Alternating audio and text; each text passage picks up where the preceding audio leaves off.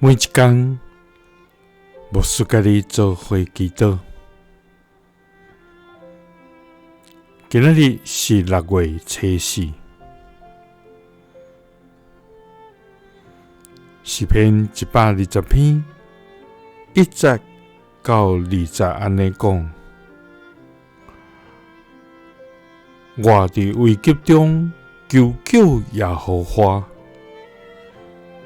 伊就应我。耶和华，求你救我脱离白贼的喙唇，甲诡诈的舌。3甲来祈祷，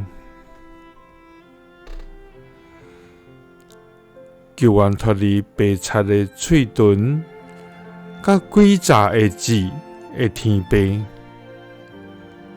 阮感谢你，主啊！你是无始无终、信实公义、永活永存的至高独一真上帝，主啊！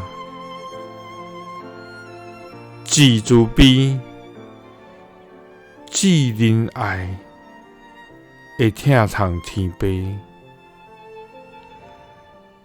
你的名伫全地到遮悬大，你的权能无神明通比，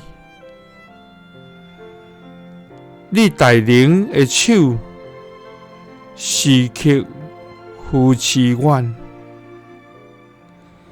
互阮通行伫你所喜爱阮行的路，也互阮无跌到失迷跋倒。主啊，阮要来学乐你无煞。主啊，世间人所讲的，常常是诡诈，因所做的也对阮是无利益。主啊，阮伫危急中求救你，你就应阮。耶和华，